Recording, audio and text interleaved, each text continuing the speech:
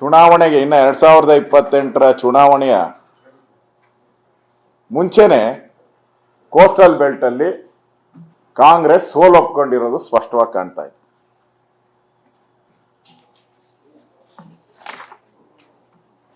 ಇವತ್ತು 8 ಜಿಲ್ಲೆಗಳಿಗೆ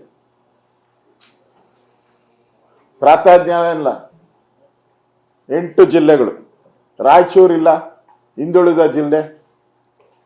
ಯಾದಗಿರಿ ಇಲ್ಲ, ಹಿಂದುಳಿದ ಜಿಲ್ಲೆ.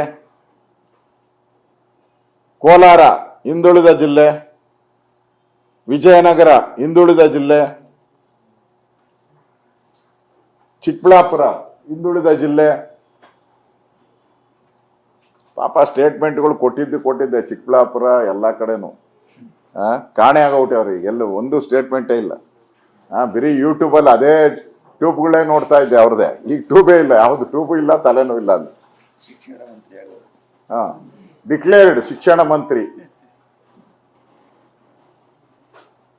ಮಂತ್ರಿ ಅಂತ ಡಿಕ್ಲೇರ್ ಮಾಡ್ಕೊಂಬಿಟ್ಟಿದ್ರು ಅವರೇ, ಸರ್ಟಿಫಿಕೇಟ್ ಕೊಟ್ಕೊಂಡು. ಪತ್ತೆನೇ ಇಲ್ಲ. ಭಾಷಣ ಮಾಡೋವಾಗ ಮಾತ್ರ ಇಡೀ ಕರ್ನಾಟಕ ಸಮಾನತೆ ಅಂತಾರೆ. ಈಗ 8 ಜಿಲ್ಲೆಗೆ ನೆಗ್ಲೆಕ್ಟ್ ಮಾಡಿದಿರಲ್ಲ. ಈಗ ಕೋಲಾರ, ಚಿಕ್ಕಬಳ್ಳಾಪುರ ಅಂತೂ ಕೇಳೋರಿಲ್ಲ.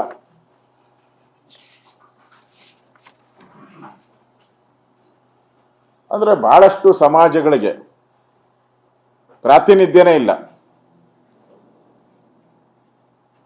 ಮೀನುಗಾರ ಸಮುದಾಯ ದೊಡ್ಡ ಸಮುದಾಯ ಇದೆ ಕೋಸ್ಟಲ್ ಬೆಲ್ಟ್ ಅಲ್ಲಿ, ಇದೆಯಾ ಸರ್? ಇಲ್ಲ. ವಿಶ್ವಕರ್ಮಗೆ ಇಲ್ಲ, ಹಿಂದೆ ಜೈನ್ ಇತ್ತು, ಅದು ಇಲ್ಲ. ಬ್ರಾಹ್ಮಣರಿಗಂತೂ ಇಲ್ಲ. ಬಹಳಷ್ಟು ಜನ ಬಿಟ್ಬಿಟ್ಟಿದ್ದಾರೆ. ಈಗ ಇವರೆಲ್ಲರೂ ಕೂಡ ಪ್ರತಿಭಟನೆ ಆದಿ ಹಿಡಿದಿದ್ದಾರೆ. ಒಬ್ಬರಂತೂ ರಾಜೀನಾಮೆ ಕೊಟ್ಟಿದ್ದಾರೆ ಆಲ್ರೆಡಿ. ಯಾರು? ಯಶವಂತರಾಯ್ ಅವರು ರಾಜೀನಾಮೆ ನನ್ನೆನೆ ತಂದು ಕೊಟ್ಟಿದ್ದಾರೆ.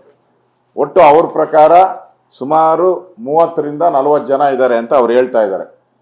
ಮತ್ತೆ ಎಲ್ಲರೂ ಸೇರ್ತಾ ಇದ್ದೀರಿ ಅಂತ ಹೇಳ್ತಾ ಇದ್ದಾರೆ. ನಮ್ ತುಮಕೂರು ಯಾರಪ್ಪ, ಹಿರಿಯ ಸಚಿವರು ಜಯಚಂದ್ರ ಅವರಂತೂ ಯಾವ ಮುಖ ಇಟ್ಕೊಂಡು ನಾನು ಕಾನ್ಸ್ಟಿಟ್ಯೂನ್ಸಿಗೆ ಹೋಗ್ಲಿ ಅಂತ ಮುಖಗಳನ್ನೆಲ್ಲ ಇಲ್ಲಿ ಮಾಡಿದ್ದಾರೆ ಅಂತ. ಅಂದ್ರೆ ಮಂತ್ರಿ ಆಗಿರೋರ್ನ ಈ ಮುಖಗಳನ್ನ ಇಟ್ಕೊಂಡು ಯಾವ ರೀತಿ ನಾನು ಕಾನ್ಸ್ಟಿಟ್ಯೂನ್ಸಿಗೆ ಹೋಗ್ಲಿ, ನಾನು ಇವ್ರ ಪರವಾಗಿ ಮಾತಾಡಕ್ಕೆ ಅನ್ನೋ ಮಾತನ್ನ ಹೇಳಿದ್ದಾರೆ. ಇನ್ನು ಕೆಲವರು ಎಲ್ಲರೂ ರಾಜೀನಾಮೆಯ ಹಂತಕ್ಕೆ ಹೊರಟೋಗಿದ್ದಾರೆ ಈಗಾಗಲೇ. ಕೆಲವರೆಲ್ಲ ಕಾಂಗ್ರೆಸ್ ಪಾರ್ಟಿಯನ್ನ ಕ್ವಶನ್ ಮಾಡ್ತಾ ಇದ್ದಾರೆ. ದ್ರೋಹ ಬಗ್ದವರು ಕಾಂಗ್ರೆಸ್ ಅವ್ರಿಗೆ, ಬೆನ್ನು ಚೂರಿ ಹಾಕ್ದವ್ರಿಗೆಲ್ಲ ನೀವು ಕೊಟ್ಟಿದ್ದೀರಾ, ನಮ್ಗೆ ಯಾಕೆ ಕೊಟ್ಟಿಲ್ಲ ಅಂತೇಳಿ ಹಾಕಿದ್ದಾರೆ.